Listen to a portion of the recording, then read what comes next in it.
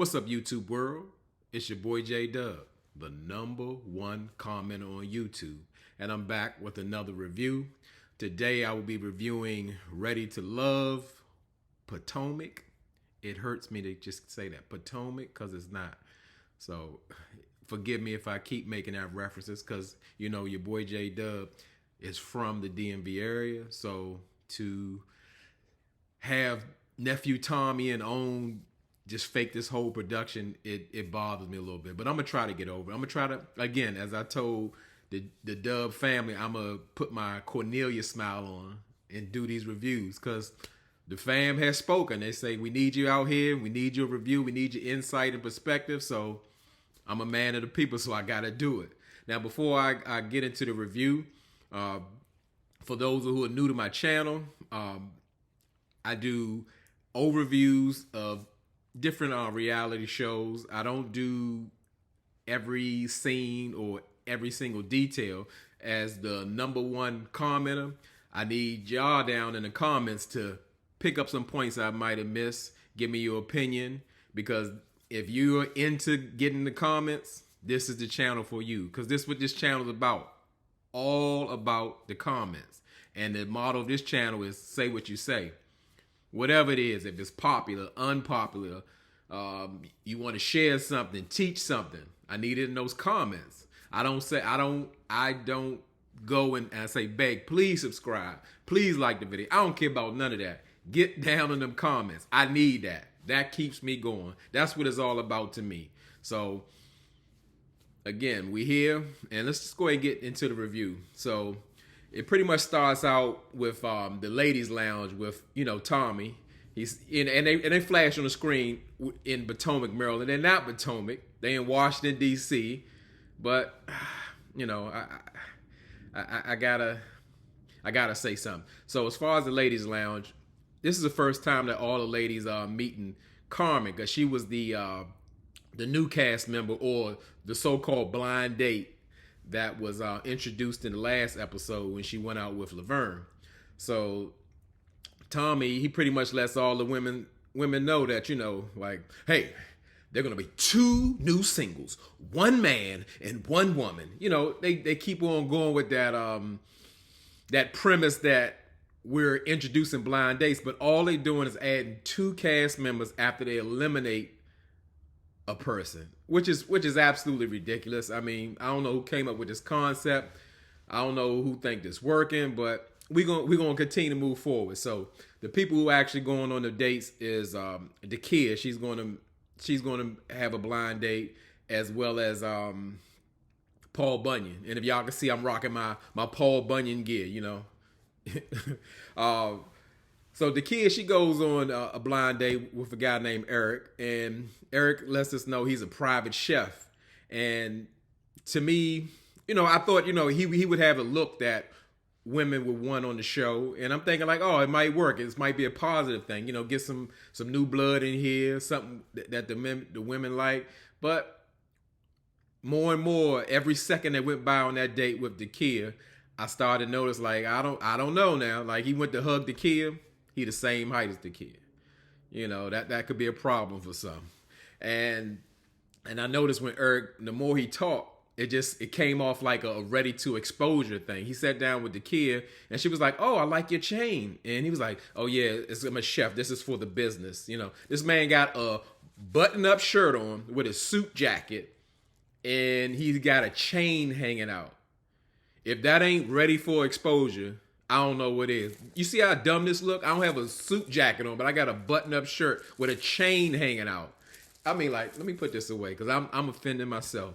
So, as I said, the more and more he talks, the more I'm getting a different vibe of him. I thought it was like more of a positive. The kid seems pretty much pleased the way what she sees in their conversation. They find out they both are systems engineer, and Eric says that he's been married at 18, and he has 2 daughters, one 21 and 23.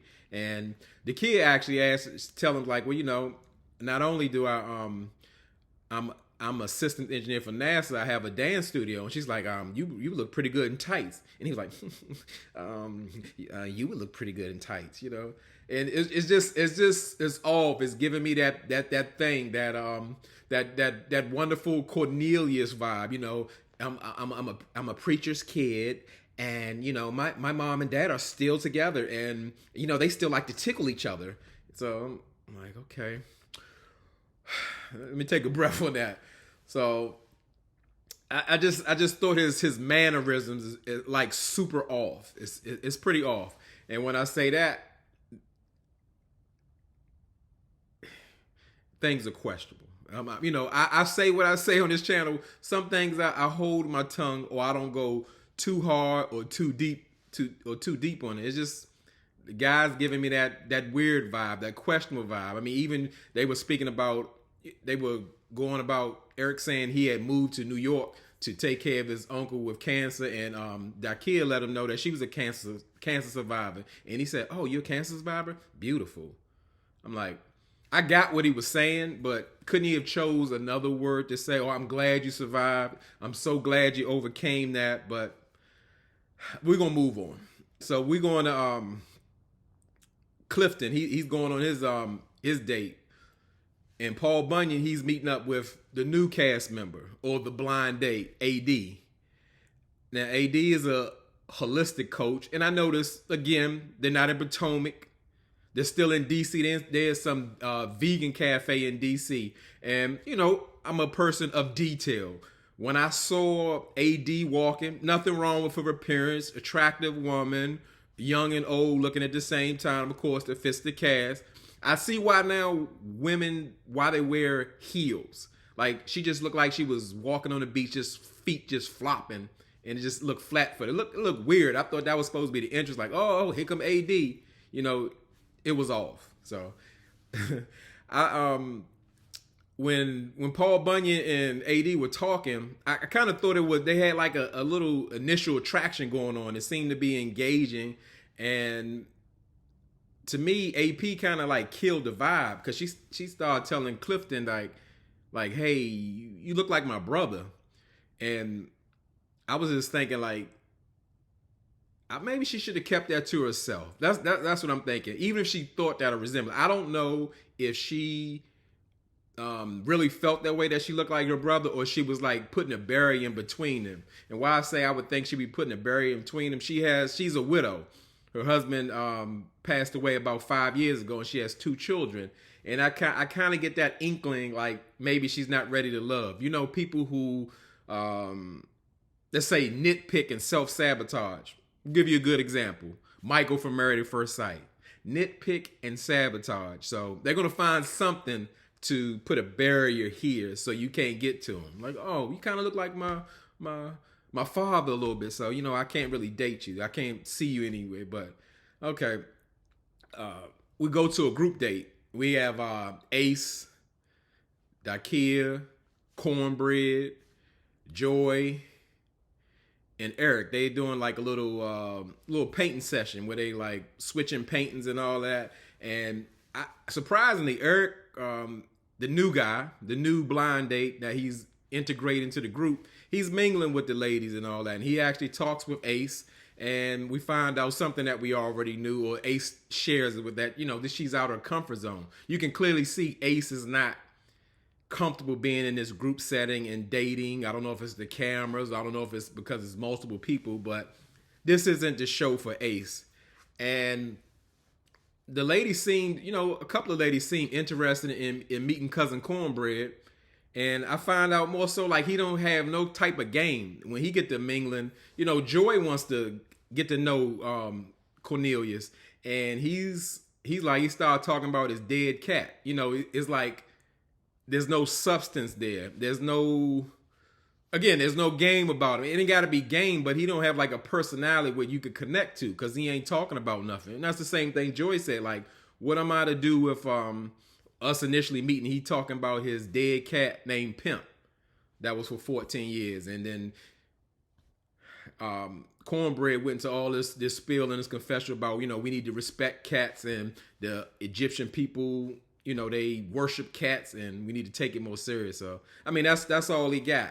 And even that kid wanted to know, like, hey, I ain't met cousin Cornbread either. So she pulled him to the side and she really just trying to get to know him, and they doing a small talk or just trying to figure out what's what. And right off the bat, well, they talk about like having children, and Cornelius is definitely gun ho. Remember, cornbread. He want to have little kids called corn muffins. So that kid's like, I'm not sure if I want to have children. I could tell you right now, that kid don't want to have children. That kid got a young name. They tell her she's 39. That kid looks 47. Talking about her eggs, they still good and all that kind of stuff, but she might not scramble them. I don't know. Just say I don't want no kids, but I guess sometimes if you just put that out there, that you may not feel like you may be cutting up some of your options, because most of the men on here want children. Well, whether it's Paul or anybody else, whether you're 60 years old, most men want kids who don't have kids. And I think that kid's playing the game where she don't want to just put herself out. So I get it, but every time like the word of reference of commitment comes up, Cornbread is always like going the other way. He speaks on it as if like a woman is bringing up something like terrible, like that's a toxic trait. Oh, you want to be married? Yeah, you want to have kids, but you want to be married? Where they do that at? They get married now? What's going on with that? It's alarming, when they saying we're supposed to be looking for love, and when serious commitment is like frowned upon. So, to me, Cornelius ain't fit for this show. I don't know why he on there. He looking to promote his real estate business or make another $1 million. I don't know, but again, ready for exposure. That's what it's giving me. So we got another group date, and AP's on the date, which is of course the new cast member on a blind date with Cornelius. Excuse me, not Cornelius, Clifton. I should have said Paul Bunyan. But anyway, it's AP, Laverne, the real Paul, granddaddy Paul, Joy, and I put down in my notes the guy with the beard. But then I figured, that's Demetrius. Like, Demetrius is like, he's like invisible. And like, for some reason, the ladies are loving him. They must love the beard, the dark-skinned man, all of that. They loving Demetrius, but he hasn't showed up. And we see AP come to the party, and even Laverne was like, say, "Hi, I'm Laverne," and he's a nobody one and nobody two, and that could really refer to Demetrius as nobody, because who is he? What do we know about him? Who has he connected with? Who is he talking to? He's like invisible. So they at the Lucky Strike bowling, and that one they have a couple of them around town. They got one in DC, and they have one in Bethesda. They happen to be the one in Bethesda. Now, Bethesda, Maryland, probably is about a mile or so away from Northwest DC. Like, Bethesda, Maryland is the same place where Sabrina had that date with Walter at the Chinese food place, Q by Peter Chang, which is very good, that I might add. And so they at the bowling alley, and when Joy comes through, she's like the life of the party. She's speaking to everybody and hugging and all that. And Joy mentioned like she introduced herself to AP, and they hugged, and Joy was like, oh, her hug was very comforting. And it sounds kind of funny. Joy to me gives off that energy vibe, like she could date a man or a woman. That's nothing wrong. That's her choice. But to me, it looked like she could go either way. She gives off like a feminine and masculine energy all at the same time. And she's one of the cast members that has like some of the best personality out of everybody. And we see Joy interacting with Laverne, and Laverne is still being Laverne. Like, he need to just come out into his truth. And what his truth is, Laverne wants a woman to dominate him. He like one of them guys, he wants you to tie him up, put him on a leash, and put, mask on him and all that. Because they always tell him, oh yeah, well, touch my butt. Like, come on, man.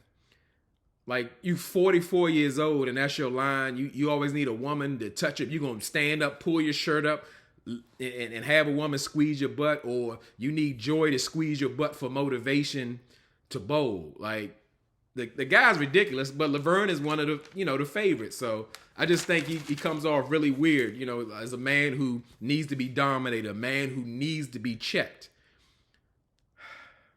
So let's go to the next group date. The next group date, we got Sabrina, AP, Wiley, Tori, and Demetrius again. And I meant to say about AP because I get AP mixed up now with Carmen. To me, her and Carmen, they favor a whole lot.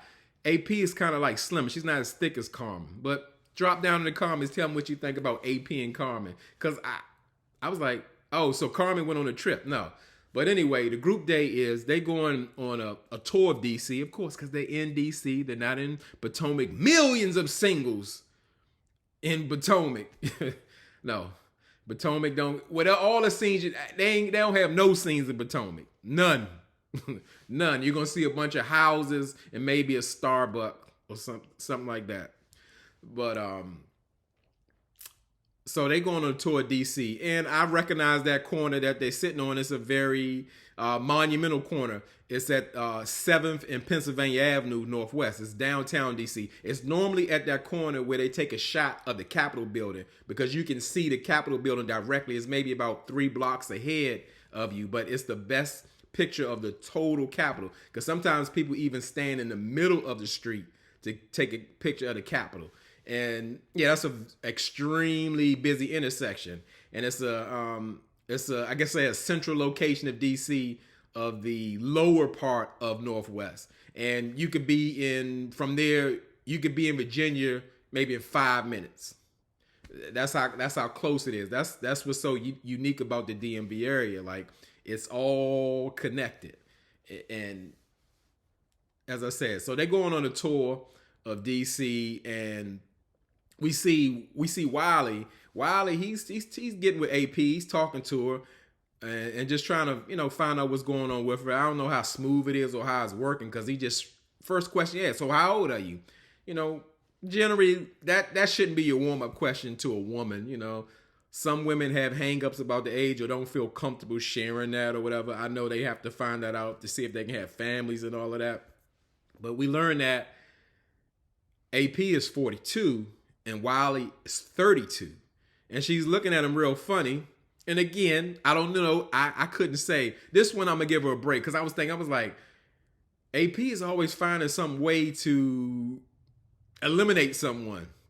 But a 10 years age difference with a woman is a big deal. Like, AP sees Wiley as one of her students, and it looks like the way he's smiling and licking his lips and all that. Yeah, it's a no. It's a no. Because I don't get that. Most women, unless if it's something to play with, are not going to want to choose a guy that's 8, 9, 10 years younger than them to really be in a serious committed relationship to find love. So I don't really know what that's about. So I'm going to give AP a pass on this one. Who wants to date one of their students? I get that. It may be different from a man and a woman. And when you get in those gaps of years, yes, you're passing a generation. So it may be a little harder, but a guy could accept a woman 10 years younger. But a woman accepting a man and taking him seriously 10 years younger? Probably not. So we see Sabrina, she's talking with Tori on the bus trip as well. And they on their little, I guess like the open top bus, getting the tour and everything.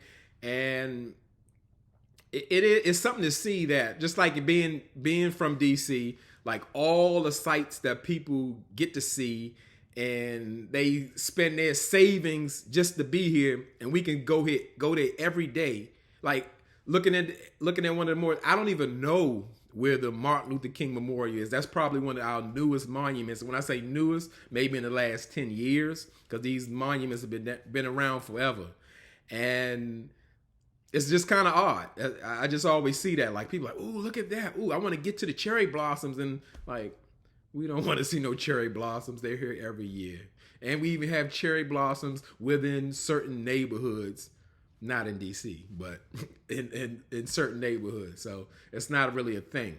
But everybody look like they're having a good time, with the exception of Demetrius. Now, Demetrius, because he's, I guess, the uneven person. He's like a fifth wheel. He's always in the back of the bus, and it's like he's not even there. He's like just staring around and looking. Everybody's talking one-on-one. Demetrius don't have no energy like to get in there and engage with women. And crazy enough, both of the women, AP and Sabrina, are wondering like, hey, I want to talk to Demetrius, but he don't have nothing to say. Again, the man is invisible, and he's like a fan favorite. He gives nothing. I don't know. I don't know if he think because he got the beard and the dark skin thing going on, he don't got to do no work. He's sitting in the back like a little kid with his headphones on and an iPad and some fruit snacks. Like he just ride in the car with his parents. And I'm like, what is he doing there? What is he doing there? And he didn't come dressed for a sightseeing. He had on some type of after six casual burlap suit or something. I don't know what that. They about to make me cuss. I don't know what that was. But anyway, like I'm thinking, Demetrius, at this point, why are you there? The ladies are checking for you. They looking for you. All you gotta do is say something. They probably talk you to death. He is so uninterested in this process. And that's super weird. And I don't see him with, a chain with his business on or nothing. I'm like, why are you here? I mean, for real, why are you here? He could have the pick of the ladies of the of ready for retirement cast. He could have any of the women he want, pretty much. He could be the man up in there. He won't even talk. I don't understand that. That's so stupid.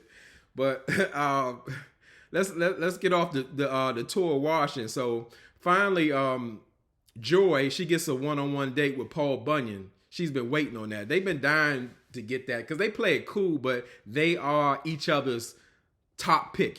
They always have people who they rank. And immediately when they start the date, it just went left. Joy wants to feed Paul. I said Paul. I keep calling him because it is Paul. I'm getting confused. No, I got to say the whole name. She wants to feed Paul Bunyan, like this vest. Paul Bunyan. And come to find out, but they got to touch some kind of utensil. They got to drink out each other's glass or eat off each other's fork. That's some kind of sexual thing or something they got going on. But she feed him some fish, and the fish has coconut in it. And Clifton's like, she's like, oh, is it hot? He's like, no, we got coconut in it. I'm like, why are you still chewing it? You think it's a camera? You need to spit that out. You allergic to something, spit it out. But Clifton, he was a soldier in the situation. I guess he didn't eat it enough. He started sweating, but because he thought he was going to go into that allergic reaction. But Joy was fanning him, and he made it, so they continued through. And I do think they have good chemistry. I don't know what kind of chemistry that they have, but they talk about the passings of their father, and they start that trauma bonding thing. They always got to do that. And to me, that's kind of easy, because guess what? I'm going to share a secret. Most of us have some form of trauma or loss. I'm going to say all of us. It's just some of us have it on different levels. I could tell you a story like, oh, my grandmother or my cousin, or I could tell you a story. We all could tell each other stories. So I'm not big on connecting in that way. I want to really get to the person because it kind of, to me, it takes it off track. It's off like a distraction. Yeah, you could talk about it along the way, but don't let that be the reason that you connect. So Joy really seems to be in the conversation, and she's saying like, hey, when I first saw you, I felt something. I felt connected. I saw myself in you. So now Paul Bunyan is getting real creepy now the way he do. He got to bring a sexual innuendo in there somewhere. Well, you can see me in you. I can definitely see a part of me in you. I'm like, man, you got this lady on a string. You got her where you want her. Like, why push the sexual agenda if that ain't the conversation? She connecting with you as a person. She sees herself. when she looks at you. So you want to put yourself into her. Like, I mean, like, is he 16 years old or what? I don't get it. It's that don't work for real. She's taking note. You know, Joy's an attractive woman. I'm sure she's heard all kind of foul things. We've already seen from the last episode because Tori offered to touch her kidneys. So she's used to being sexually harassed and people saying off-putting things to her. But she's really into Clifton, so I don't know if she's gonna really see that. But it's real lame to me when he do stuff like that. He ain't got to do all that. Him and his signature bear hug and lift you up off your feet. He lift up all the women off their feet. But okay. So we go into the ladies' lounge. They doing their deliberation. And, you know, nephew Tommy come in.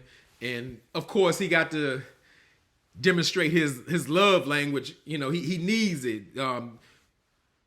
You know, nephew Tommy coming in, hey, give it to me, give it to me, give it to me, give it to me. You know, you got to hype Tommy up. You got to tell him you like his new glasses and the color blue his suit is and all that kind of stuff. You know, I know his wife is exhausted from giving him compliments and telling him how wonderful he is and how big the house is and the Rolls Royce they got is so beautiful and appreciative. I mean, my God. So it's just like it's never enough. So they go into who the ladies are feeling. Ace says she's feeling Laverne. Of course she's feeling Laverne. She's saying she talks to him pretty much every day. I cannot imagine what those conversations like. I would love to hear those conversations. He probably spitting poetry to Ace. You are Beyonce. You are Janet Jackson. You are a phenomenal woman. You are Oprah. You're Maya Angelou. You are, you know. Oh God. But anyway. Joy, you know, of course she's gonna say Clifton because that's her guy, and I would say I was really surprised that Carmen actually said she's feeling Clifton because he don't see her at all. You know, yeah, she may be attractive, thick, what have you, but he said she got the eyes of baby Jesus, and that's not a good thing. So I'm glad she took those contacts out. I mean, it wasn't necessary. She looks a lot better without them. You know, that's like a 90s feel. And another thing that surprised me, Precious, who I couldn't get her name last week. I kept saying the lady with the smashed down wig thing going on. I ain't talking about a wig no more, but she's really connected with Paul. I was like, wow. I mean, she was going in with Paul like he's this, I don't even know what she said. I was just shocked. I had my mouth. I'm like, Paul? And we ain't talking about Paul Bunyan. We talking about Granddaddy Paul. I'm like, Paul, he giving you all that? And, you know, and nobody else is really feeling Paul. And Precious even made it a point to like interject, like let you know, all the things y'all saying about Paul is what I like. I need someone to motivate me and be. I'm like, Paul? I mean, Paul, for real. Maybe she want to get a life insurance policy on Paul, knowing that he ain't got that much time left. I don't know. I don't see it. I don't know what you're talking about. I don't hear their conversations. But as far as the weak connections, all the ladies are picking different people. Of course, some of the ladies feel like Wilde is just too young. You know, they're not ready to be a puma, a cougar, or what have you. And Laverne, I wasn't surprised to hear that Carmen didn't like Laverne. She was just pretty much saying like, he act like he's coming all positive, but like he's real negative. Because you can pick up little things on Laverne. Like, he'll always say something like when he's talking about cornbread, like, oh, he's here, but he ain't none of my competition. Or when Cornelius came in the room the last deliberation, he was like, who is you? You know, stuff like that. Or he introduced the men as nobody one, nobody two. He's always in a competition or throwing them passive aggressive jabs out. So I'm not surprised about that. And the ladies aren't feeling cousin Cornbread. And rightfully so, Cornbread don't want a commitment. He wants some babies, but that marriage thing is out. So Paul comes up as well. And, you know, they don't let us know right offhand who are in the bottom two. But, of course, we see it as they do in the dates. Now, Precious, she has a date with her man Paul, who she just sees it for. And Joy has a date with cousin Cornbread. And Precious seemed she seemed kind of emotional a bit. So that's what made me really believe that Granddaddy Paul was going home. And she was just trying to give Paul information. But what I didn't understand is, like, she delivered the message and said the ladies feel like you need to, like, open up more, be vulnerable. To me, Paul is too vulnerable. He want to dive too deep too quick, if you ask me. So I didn't really get that. But whatever message Precious had for Paul, he wasn't receiving. He's like, well, I'm just me, and I dive deep, and I just get in there. And if they got a problem with me, it's a them problem, not a me problem. I'm good or whatever. I'm like, you on the bottom deliberation, and everybody's wrong about you. They might not be saying the right things about you, how you are, but they right about you. And it just showed how Paul was. He wasn't able to receive that information. And we see Joy, she's having a date with Cousin Cornbread, and Cousin Cornbread's kind of surprised. He's like, me and Joy ain't really vibe or whatever, so I'm really wondering what the date's about. But he really think it's on the date. She complimented him, oh, you look great. Okay. And all that kind of stuff. And she kind of, you can see she's struggling. Joy was kind of struggling to tell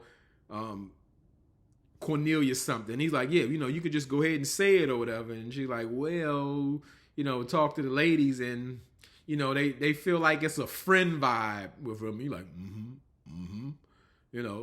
he just going with it. And she finally just come out to say it, like, he's not ready to love. And I am surprised. Now, do I think Cousin Cornbread should be on there? I don't. But I just knew this was the last week that I had to see P.O. because he always deliver. Like, they forcing this dynamic. They always got to have the clown. They always got to have the guy who is abrasive or says the wrong things or who is totally awkward. And Paul wasn't that bad as he usually is this episode, but I just knew I didn't have to ever see him again until the reunion. I'm so disappointed.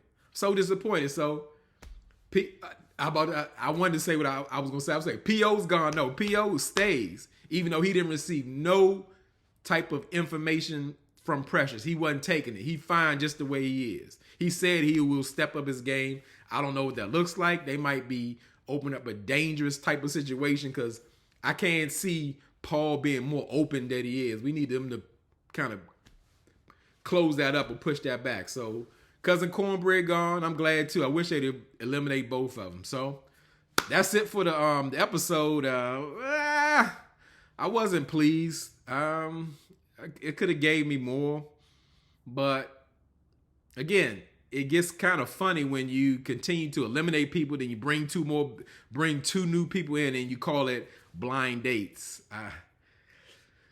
Ready Love, y'all need to do better. This dynamic is off. So, as I say, I continue to appreciate the support of the Dub fam.